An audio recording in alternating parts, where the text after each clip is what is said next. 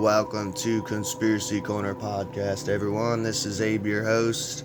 Figured I'd play a little bit of music from the Conjuring soundtrack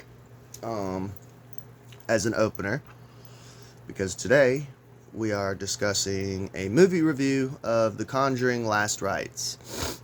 So, as far as updates, today is September 22nd, 2025. I had to restart this video because I was running out of space on my phone. So a little bit of technical difficulties. As far as the update, yesterday was just kind of my day off, a chill day. Sammy was supposed to be off. She ended up having to work, but I just didn't feel up to doing anything yesterday. I did play Harry Potter, Prisoner of Azkaban. And for Game Boy Advanced, I beat it yesterday. So I'm going to be doing a game review on it, probably sometime tonight. I'm going to write up some talking points and some notes. I did a review on Chamber of Secrets 2 days ago, so go check it out. I made a playlist for the Harry Potter game reviews. I got 2 more that's coming in the mail. It's the last 2 for Game Boy Advanced. It is Goblet of Fire and Order of the Phoenix. So I'll be playing through those and hopefully beating those and reviewing those. It's my other podcast, Blue Pill Podcast, where I cover non-conspiracy stuff. So Saturday before I went to the movies, I got a hold of a car junking place. And they're all pretty much asking the same price. Like one was offering $285.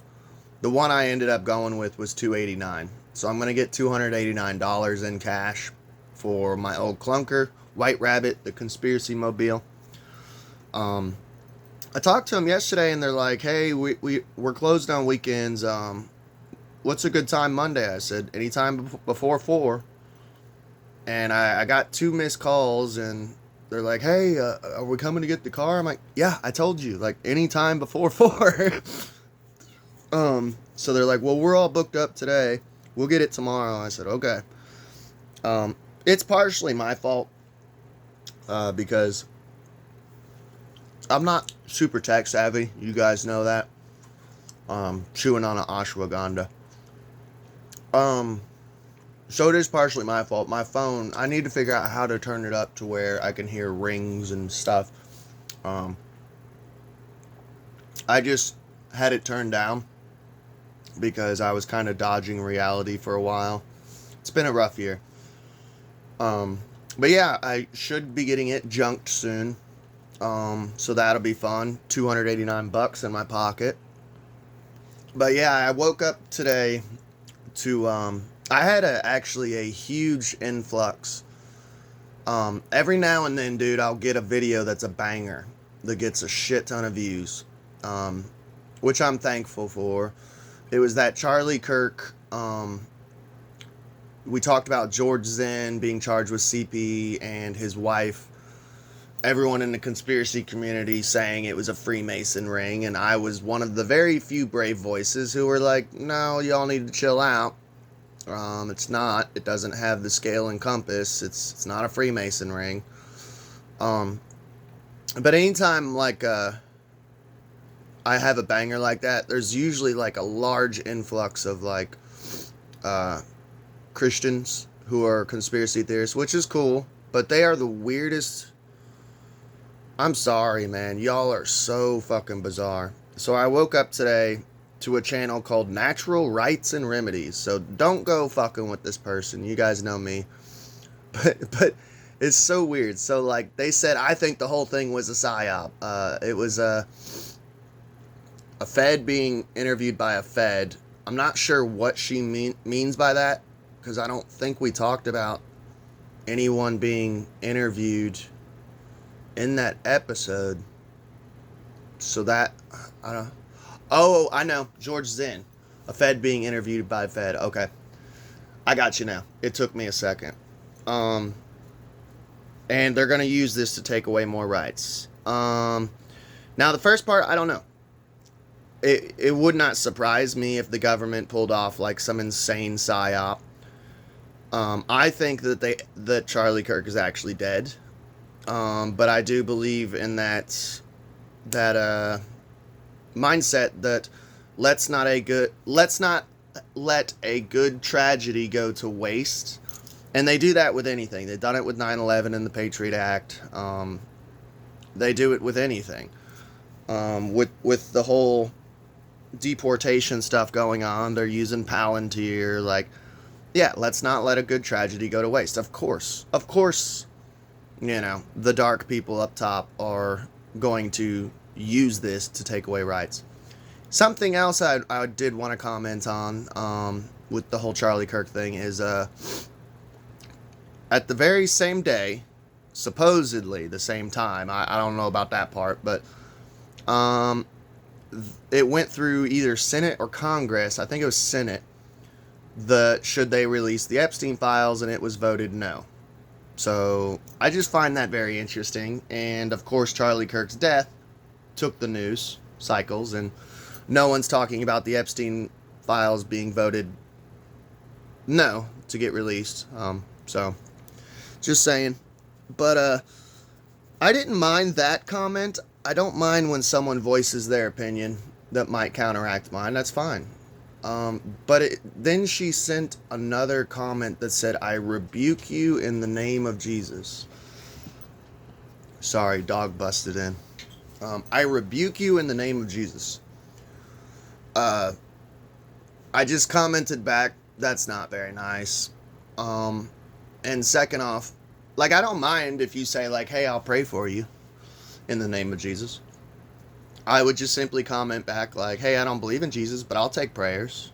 Or, God bless you in the name of Jesus. I would go, thanks. I'm not really a non-Christian who gets offended by someone saying bless you.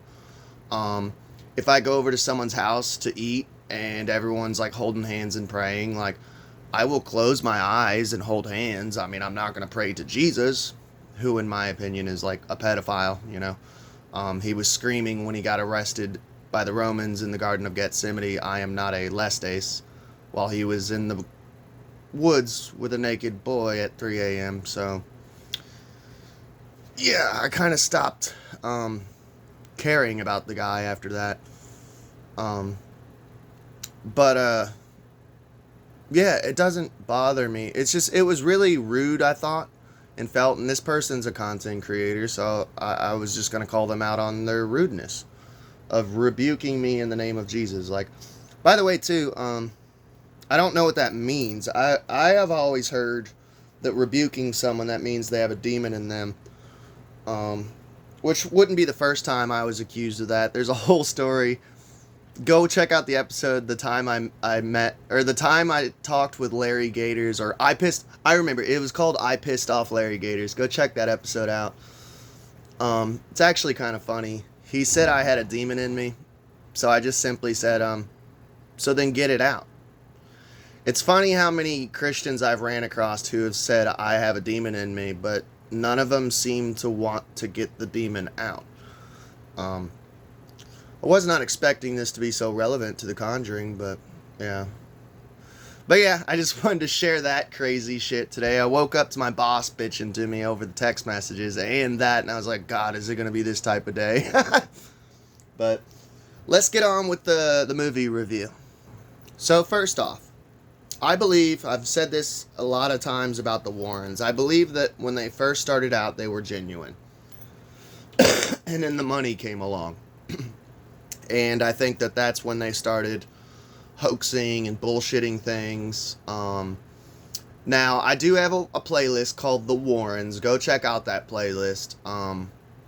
We go deep on the Warrens. And I go into further detail of my thoughts on them. They weren't good people. Now, anytime I've watched a Conjuring movie, I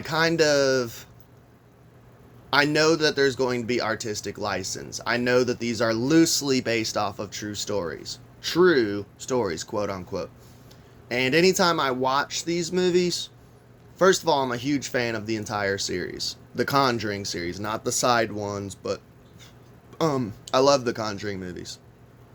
And anytime I watch these, I'm literally in my head mentally already like, let's just have fun, separate myself from, because I don't want to be sitting there watching the movie, picking it apart. Um, that's not true. That's fake. No way that happened. Like, it's just like, it ruins the movie. Um, so I always say I go in watching these movies of going, pretending it's real, pretending it's true, you know. And I do believe in the paranormal. Me and my wife have ghost hunted for years. I've covered the paranormal a lot on this channel. I am a believer, you know.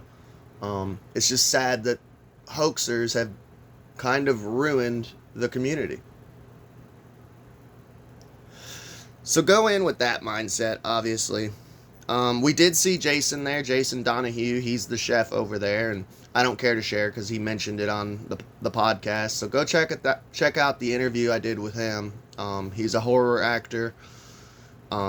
His day job is a chef over there. And by the way, when we went into Movie Tavern, that's our spot, dude, because it's awesome. You can get actual real food. It's not just popcorn and candy. We did get popcorn, and we ended up getting like junk fries, which are like cheesy fries with ranch, and it's pretty good. And you can have a couple beers. They have a bar in there. So they completely revamped it. And this is not me bashing on Movie Tavern, but dude, they had a beautiful bar. It was sectioned off by itself. Now it's all open air. Like, they took the walls down. It just kind of bummed me out because I really did like that bar. As I bartended for 8 years, so as weird as it sounds, like anytime I go into a bar, I'm checking out the scenery, I'm checking it out. It was nice and cozy, and I was like, oh, you guys ruined the bar, you know. But it's fine. I'm not bashing Movie Tavern. We still had a good time. I just wanted to say that, though. But we did see Jason. I talked to him a little bit. Another thing, too. Hang on, let me find it. Well, I can't find it. But I got an entire stack of Demon Slayer bookmarks. I collect weird shit like that, like trading cards, bookmarks, all that type of stuff. And this was an entire stack. She's like, hey, I said, are these free? She said, yeah. I said, can I have one of each? She said, yeah, we're trying to get rid of them. I said, awesome. I said, because I got a binder where I keep my trading cards and shit, and I'll put them in there. So that was pretty fucking cool. So let's see. So it started out with the classic, which I love. They'll do like usually a little intro, and then it'll show The Conjuring, and it does the classic Star Wars scroll. I've always loved how they've done that with each Conjuring movie. I don't know. And it starts with the music of, you know, sounded like an airplane. But, so let's just get into it. The movie is by the same director who did the previous one, which I have not reviewed on this channel. I reviewed the first two Conjuring movies. I'll put it in the related episode below. And if you're on YouTube, just go to the Warrens playlist. It's on there. I love the Conjuring movies. Apparently the first two, which are, I wouldn't say they're my favorite, but they have a totally different style than 3 and 4. And the reason why is James Wan directed the first two. The third one, and honestly, where they started getting a lot of backlash from the fans, I felt like people were like, oh, this wasn't as good. They switched to a new director. So for them to finalize the series with the same director that they chose to do the third one is interesting on their behalf of, like, well, the third one, a lot of people didn't like it. They liked James Wan, so you would think that they would have said, hey, James, can you direct this last one for us?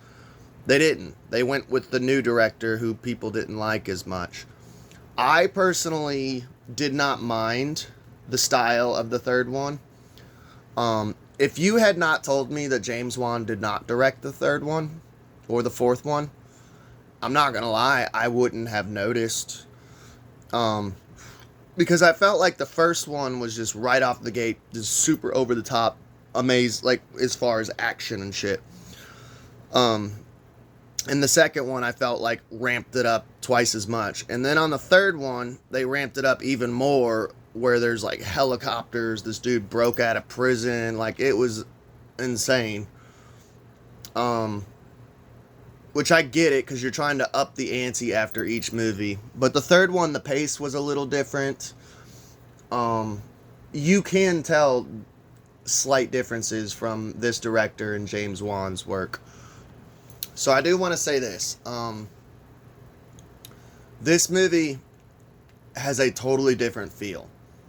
So it's based off of a haunting with the Smurl family. And there's something kind of cryptic that one of the creators of The Conjuring have said in an interview. Can't remember who it was. You'd have to look it up. But essentially, they're like, yeah, this is the last movie for phase 1 of The Conjuring. And it kind of bummed me out, because I was like, dude, like there's tons of more cases that they could cover from the Warrens. I was like, it doesn't have to be over. But what it is they chose the last case because, for one, the actors are getting older. But, spoiler, at the beginning of this, they show 2 different actors who are playing Ed and Lorraine Warren on their very first case at the beginning of the movie. So, I have a theory, that if they do make more Conjuring movies, they're going to use those 2 newer actors, actor and actress, as Ed and Lorraine, because there is more cases they can cover. But I do understand, they're like, okay, the actual actor and actress that we've been using for the whole series, I mean, a lot of time has passed. Like I said, I watched the very first one when I was in high school. I was either in high school or just gotten out of high school, maybe a year out of high school. So 2011, somewhere around there. Maybe 2012. It's been over a decade, which blows my mind.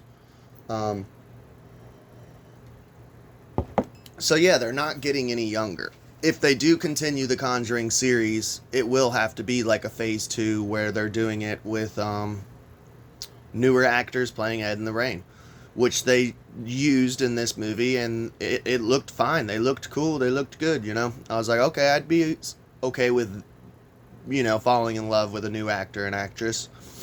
And they still could use, like, the original actors for, like, maybe, like, them, showing them when they're old, maybe, like, talking about an old case, and, like, you know what I mean, as an intro to the movie, and then it's, like, flashback, and then the rest of the movie is the younger actors.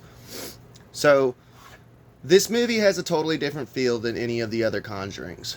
And the reason why is I felt like, honestly, and it didn't bother me, I kind of liked the final direction they took. So, most of the movie is kind of, as weird as it sounds, like a paranormal soap opera. They focus mostly on the daughter and Ed and Lorraine. So the daughter is a clairvoyant like Lorraine. And the beginning of the movie, I'm just going to say this, dude. I had like 2 or 3 beers before the movie. I mean, I wasn't drunk, but I mean, I was feeling a little tipsy. And beginning of the movie, and this isn't just because of the alcohol, man. Like, I do cry during movies. If I find something sad, the older I've gotten, I've noticed, Johnny Cash talked about it. He's like, dude, the older I've gotten, I cry more. And I've noticed it too, like, the older I've gotten, I cry more. If something's sad, I just cry. Like, I don't care anymore. I don't give a fuck anymore about the whole, like, oh, you're a man, you're never supposed to cry. like I used to when I was younger. Now I'm just like, I don't care. If it's sad, I'm gonna cry. Um, Beginning of the movie, it starts off with the younger Warrens, and it's supposed to be like their very first case. Lorraine touches like a mirror, a cursed mirror, and she ends up, oh, I'm having birth, giving birth now. She's like pregnant, so Ed gets her in. He's driving an SS Mustang, I believe. I could be wrong. I'm not like a super young. I'm not a super big car guy, but it was a classic like SS Mustang, I think is what they're called. Um, this part was a little over the top and ridiculous, but he was driving in the rain at night, going like 100 miles an hour, going into oncoming traffic, trying to get to the hospital. Is kind of ridiculous. I was like, homie, bruh. I know this is a Hollywood movie, but that's a little dramatic. So that was kind of silly. But once they get to the hospital, she's like giving birth, and there's a demon in the room, and she ends up having a miscarriage, or so we think. The baby's like stillborn, and it's not breathing. And then I ain't gonna lie, I started bawling like a baby because it just bummed me out. It was like, wow, this is sad. But then the baby starts breathing because they like pray, and Jesus saves the baby, but the demon attaches itself to the baby, which is the daughter. So yeah, a lot of the focus is on basically the daughter. She's like a teenager, and she has had issues her entire life with clairvoyancy. And Lorraine has kind of told her to, like, you have to shut it down. You don't want this gift. You know, like, yes, it's a gift, but it's also a curse. Like, to deal with seeing demons and seeing visions, and it's getting worse. Like, it shows, like, their personal life where they're sitting at a restaurant, and the girl just starts having a vision and, like begins channeling or something, and is, like, rambling on, and Lorraine's like holds her hand like, shh, it's okay, like and of course Ed's like, what's going on, you know. So she like taught her like this little rhyme of I got a locket in my pocket, something like that, to like keep it at bay. But to me it felt like very much like there was a lot of like soap opera type stuff, which I don't mind. Now, don't let it discourage you, and don't just not see the movie, because there is quite a bit of like paranormal stuff. Like there's scenes where like there's blood pouring out of the sinks. You know, there is still the paranormal scary stuff. So don't let it discourage you thinking it's an entirely like a soap opera. So that being said, I felt like the Smurl family, they get into like they kind of get into them like here and there at the beginning, like the daughter's getting christened or whatever they call it for Catholics. I don't know. I was born and raised Protestant.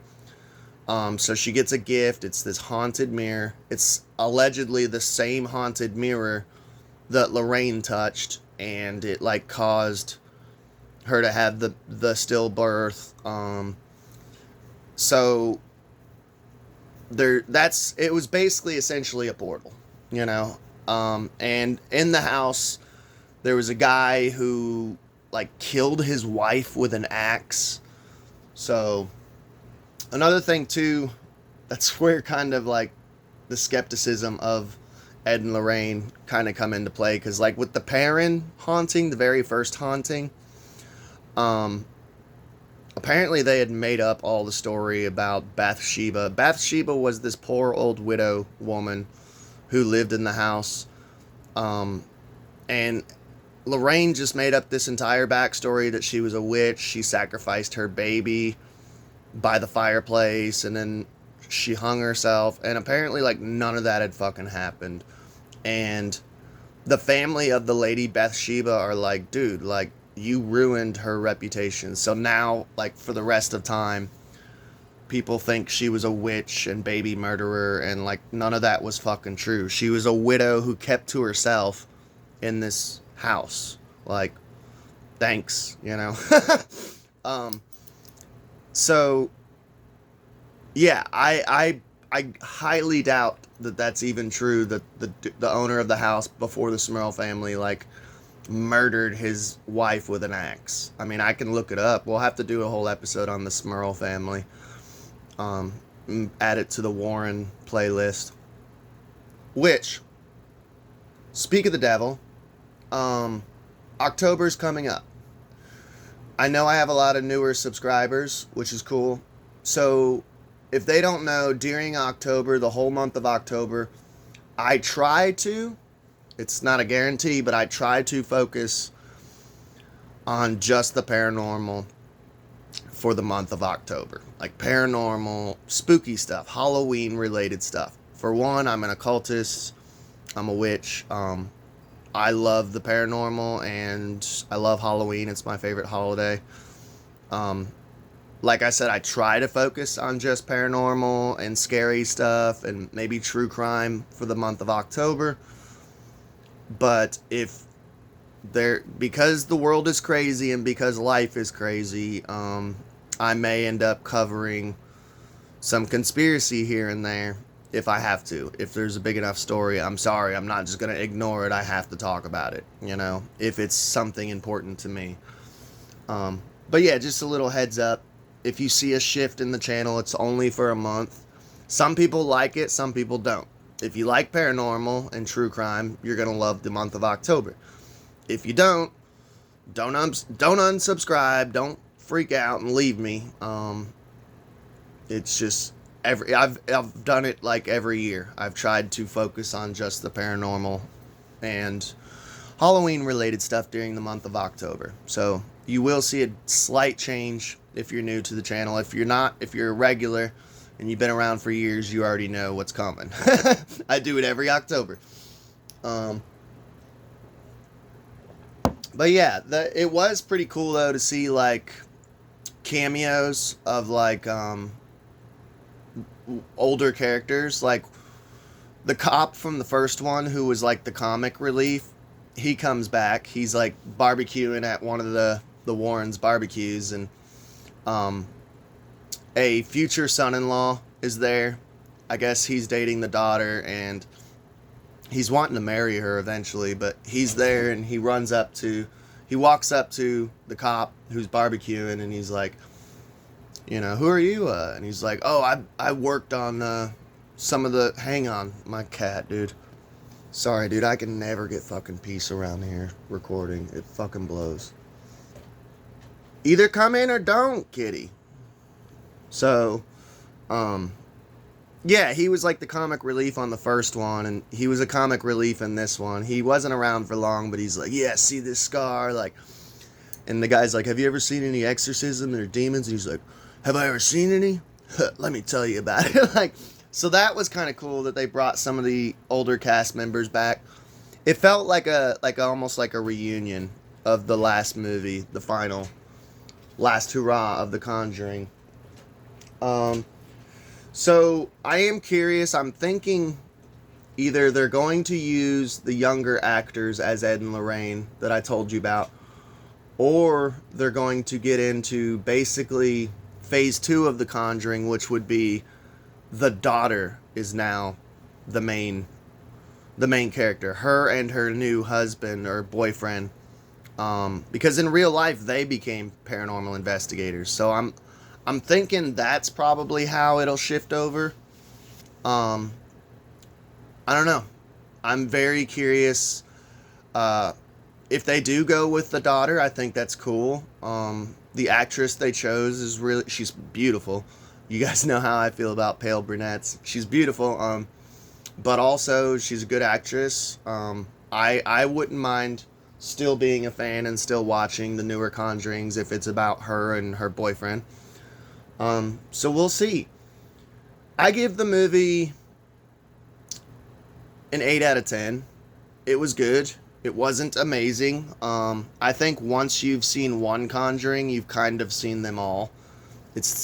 But I like the Conjuring movies. I think they're awesome. I'm a big fan of paranormal horror when it's based off true stories, quote unquote, like the Amityvilles. I had fun. It's a fun horror movie if you're into the paranormal and based off true stories. Go check it out. I love y'all. Please like, share, and subscribe. If you want to donate some money, I have a Buy Me a Coffee account set up in the links below. It helps the channel. Y'all have a good day.